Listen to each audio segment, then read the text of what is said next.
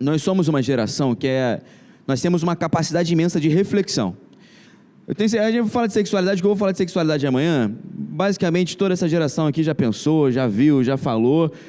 A ideia é falar mais para a galera que está assustada com o que está vendo. Você conhece muito mais coisas aí, talvez, do que seus pais já tenham visto. Essa é a grande verdade. Mas tem uma coisa que a nossa geração... Eu vi outro dia um pastor falando que eu achei interessante. A nossa geração tem muita capacidade de refletir sobre temas difíceis, sobre os nossos sentimentos, sobre os nossos ideais. A gente fala de ideologia, nós somos a geração da causa, mas nós temos uma dificuldade muito grande de trabalhar, de fazer. Então, por exemplo, ele está ali em segundo lugar, missões e projetos sociais.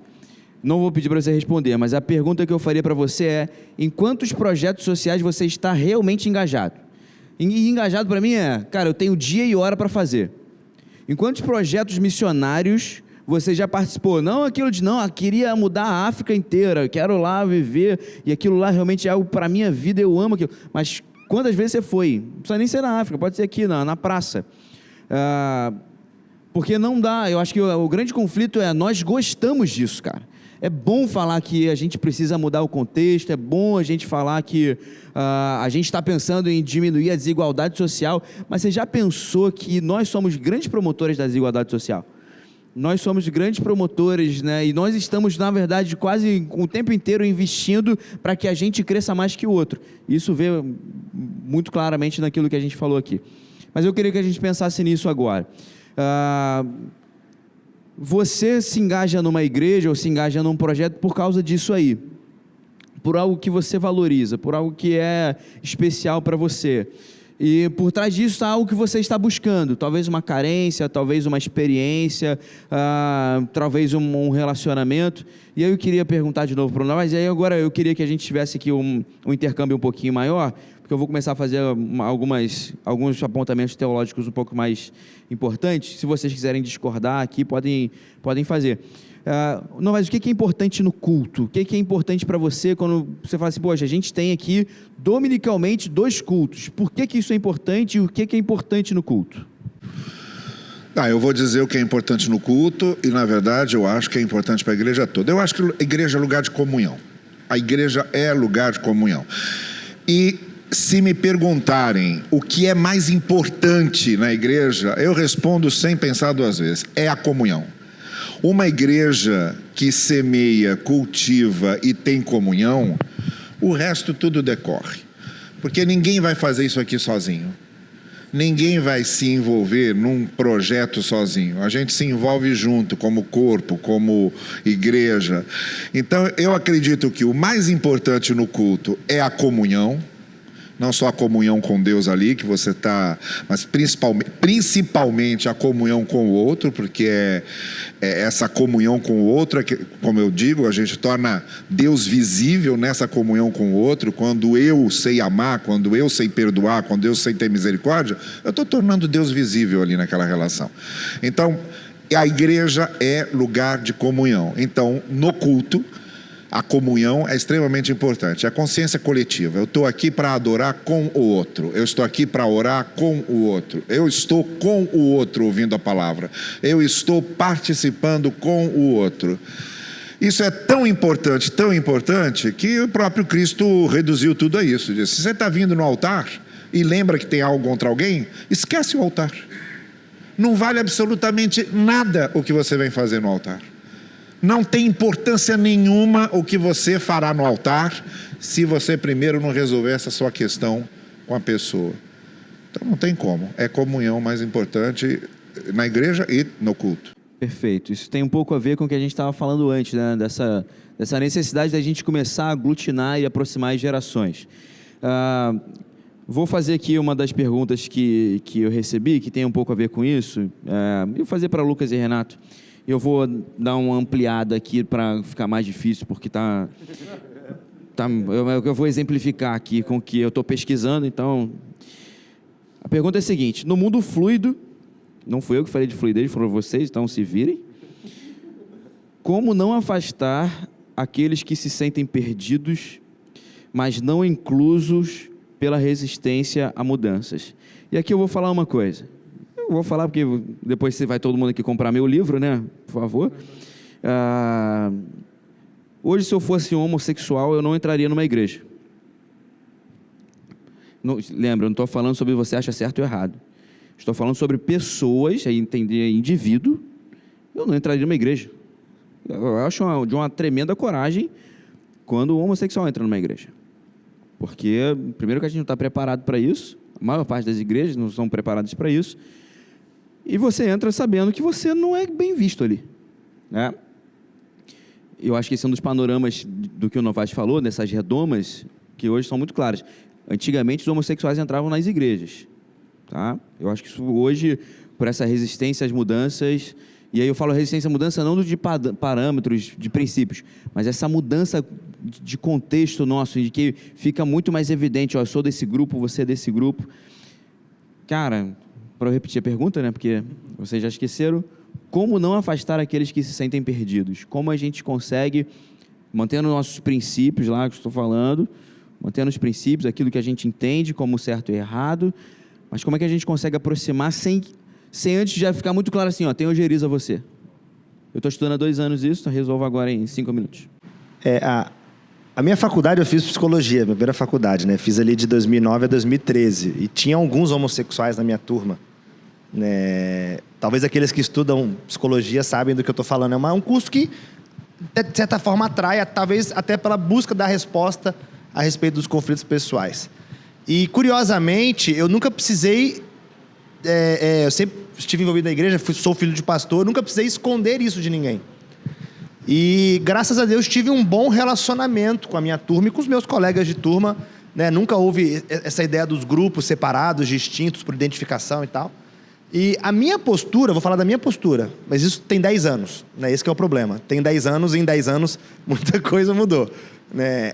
Há 10 anos atrás, eu não esconder quem sou e, naturalmente, né, ter um bom relacionamento com todos, nesse aspecto do relacionamento da comunhão, mesmo que o pastor Novaes colocou bem, né, eu tive um bom relacionamento com ele. Eu acho que a palavra não seria aceitação, mas a gente conseguia dialogar de certa forma.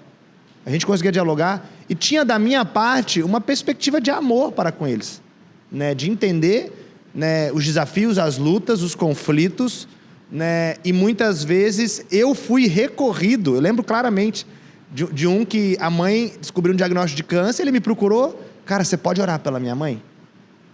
Ele sabia a quem ele podia recorrer, né? Então é algo assim que a gente precisa ser, de certa forma, essa referência. Agora, o que era unânime em todos eles e daí talvez aonde vem essa dificuldade, né, de aprofundamento no diálogo, inclusive do relacionamento mais aprofundado.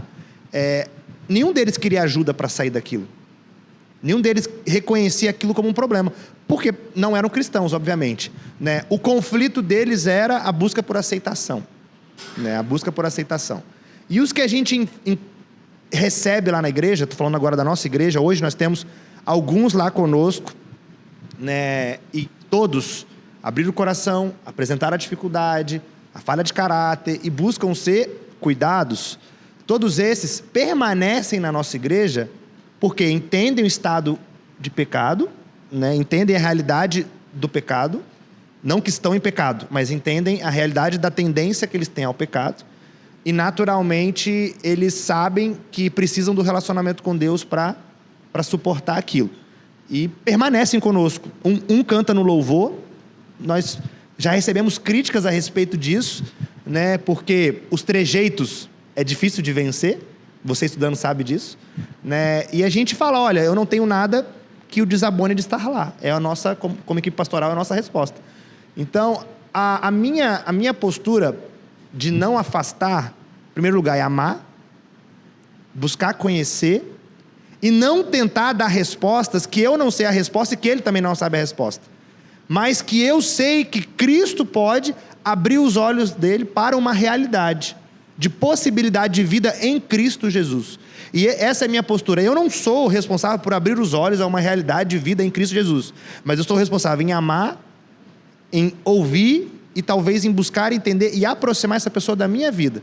Então essa sempre foi a minha postura, desde a faculdade com os não cristãos, desde aqueles que são cristãos e estão no nosso meio. Estou dizendo da minha realidade eclesiástica, estou falando da igreja de ninguém, né? Os que estão na minha igreja, eles sabem da tendência dele, eles sabem da dificuldade deles, mas eles sabem que eles precisam de ajuda, e nós estamos ajudando. Ajudando assim, cuidando, ouvindo, direcionando de acordo com a palavra, né? Porque é aquela coisa, eu não sei se eles serão libertos completamente desse desejo, mas eu sei que Deus pode, assim como a todos os outros pecados envolvendo a sexualidade, Deus pode dar forças para que eles vivam e permaneçam em Cristo Jesus. Então isso é o que a gente proporciona como igreja, um lugar onde eles permaneçam em Cristo. Perfeito.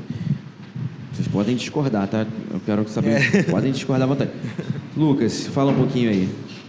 No mundo relativista, eu acho que algo que a gente não pode relativizar é o amor.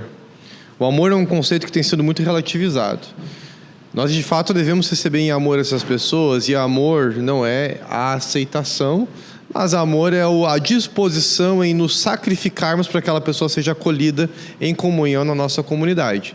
Então, sim, eles precisam ver o amor em nós. Aqui eu não estou colocando só os homossexuais, mas qualquer tipo de pecador que não se sente acolhido. E se eles não estão vindo às igrejas, eu acho que a gente tem que lembrar do que Jesus fez com Mateus, o publicano, né? Mateus não foi até Jesus. Jesus estava passando pela coletoria, olhou para Mateus e falou: Mateus, venha. Né? Bem que você vai ser meu seguidor também. E Mateus foi. Mateus não era alguém bem visto pelos discípulos por conta da classe social a qual ele pertencia. No entanto, eu acho que ele não teria permanecido se não tivesse havido acolhimento.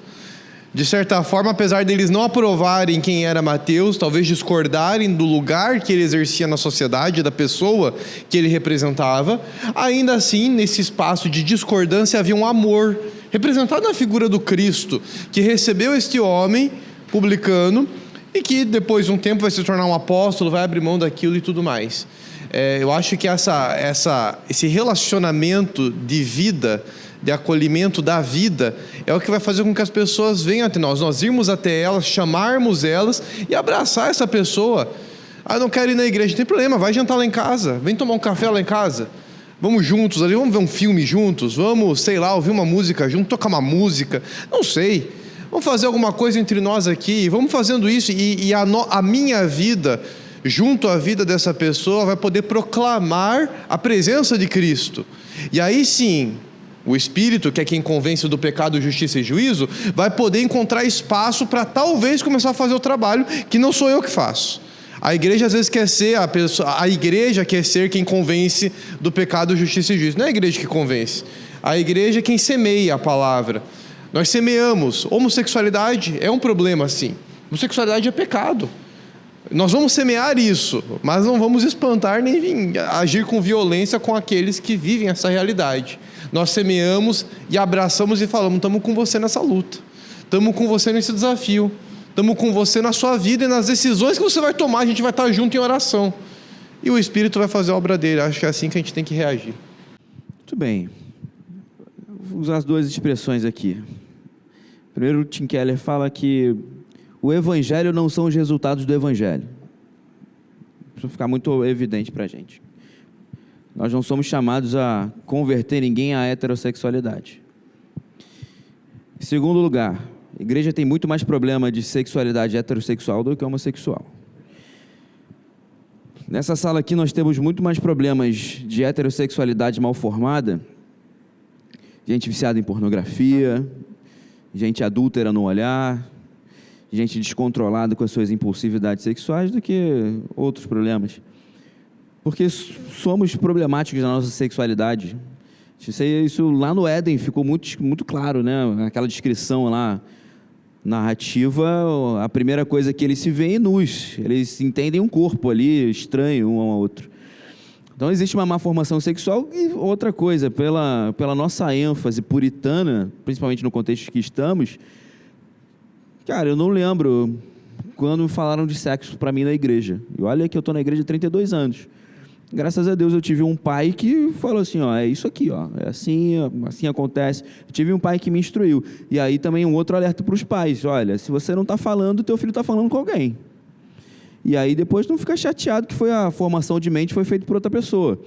Então eu acho que a gente tem que falar, somos corpos sexuais, né? Somos todos aqui, ninguém aqui é um ser assexuado. Somos todos seres sexuais aqui, gente. Qual é o problema da gente falar sobre isso? Não banalizar, não falar de forma pornográfica, de uma imagem, mas falar isso com coerência, falar isso com humanidade. Nós estamos aqui com o nosso todo, inclusive com a nossa sexualidade. Você não está aqui assexuado porque entrou dentro dessa igreja, gente. Você não se tornou alguém que não tem aí todos os hormônios que você tem porque entrou nesse espaço espiritual aqui e agora, nossa, estou em alfa e agora não tenho mais. Não, você está com isso aí mesmo, é isso que somos. Estamos aqui completos e mais ainda, Deus te ama completamente assim. Deus te ama na sua sexualidade. Deus te ama exatamente nesse ponto. Não temos que ter dificuldade com isso. Temos que ter, na verdade, uma maior facilidade de falar isso com mais clareza, para que a gente não viva formando a nossa sexualidade nessa obscuridade de desejo. Sabe qual é o grande problema? A maior parte de nós forma a sexualidade na obscuridade dos nossos desejos, que começam lá com 10, 11, 12 anos, hoje até mais cedo. A gente começa lá a gostar de alguém, começa isso, a gente vai aprendendo a não falar, e a gente vai aprisionando isso, e a gente vai tendo as nossas volições naturais, que são naturais do corpo humano, gente. E falo aqui, temos adolescentes, temos jovens aqui, são coisas naturais, vocês estão se desenvolvendo como seres humanos. E isso é natural, gente, isso não precisa ser, meu Deus, eu estou crescendo, estou ficando... é normal, faz parte do nosso crescimento. Agora, você não precisa esconder isso, você não precisa esconder os seus sentimentos, você não precisa formar isso sozinho, você pode ter ajuda de gente que já passou por isso, você pode buscar ajuda em alguém que você veja que tem ali maturidade para lidar com isso. E aí uma terceira coisa que eu auxiliaria, que eu recomendaria a você é, busque conselhos de gente que você já viu que formou isso. Que aí tem uma terceira coisa que é um pouco perniciosa nesse tempo. É gente que está falando no Instagram um monte de coisa e não conseguiu nem formar a própria sexualidade. É doutor em sexualidade, e olha, não pretendo ser doutor nisso. É gente que está falando da própria sexualidade, mas está em dúvida, está querendo descobrir, ou descobriu há pouco tempo, e está falando como se fosse doutor e conhecesse isso tudo, e não sabe muito bem, está falando só de sentimento que é vazio, que é um pouco do que o Lucas falou na palestra dele, esse ego inflado que está tentando colocar alguma coisa para fora. E o Instagram vira mais um divã do que um lugar de conceitos bem formados. Então, por exemplo, eu tive não é uma curiosidade, mas é uma pergunta da nossa geração. O que fazemos? Como compreendemos a homoafetividade? Eu fui estudar, eu fui buscar respostas, eu fui buscar caminhos, eu fui buscar teorias, para a gente entender isso, para não falar do que eu penso, do que me falaram também, mas tentar ser um pouco mais profundo. Então, essas três coisas que eu falei, ter essa compreensão, estamos aqui completos, cara. Você é um ser sexual. Deus nos criou assim. Faz parte do mandato lá de Gênesis. Deus te criou com sexo. Deus te criou com uma pessoa completa. Ele não tem problema com a sua genitália. Inclusive, ele enxerga ela. Para a gente falar isso aqui. Ele enxerga ela, não está escondida de Deus. Ele vê você completinho e te ama assim. E se você está passando por essa fase de construção de si, que todos passamos, tem alguém referencial para você conversar, principalmente seus pais, se você vê nisso neles, porque talvez também haja uma falta de reconhecimento disso nos pais, e aí eu vou falar, porque a gente já está acabando, eu vou usar a pergunta aqui, mas eu queria só falar uma coisa que eu ia falar no início e não falei. Olha, nós transicionamos as gerações, vocês receberam um mundo muito difícil, geração, pastor Novaes e alguns... Mundo pós-guerra, muito difícil, né? Um mundo com conflitos ainda não resumidos, não definidos. A ideia de uma paz mundial, né? A criação da ONU, essa ideia de que nós precisamos caminhar todos juntos, né? O pessoal cansado da guerra. Mas vocês estão devolvendo um mundo em guerra para a nossa geração. Vocês estão devolvendo um mundo que não sabe mais dialogar, porque vocês estão fazendo parte dos extremos ideológicos. São vocês que estão agora nas universidades, são os professores de 40, 50, 60 anos, que estão na universidade ensinando os fundamentalismos, as ideologias, os extremismos, formando a mente dessa molecada, formando um mundo que vai viver uma terceira guerra mundial, porque a gente não sabe mais dialogar.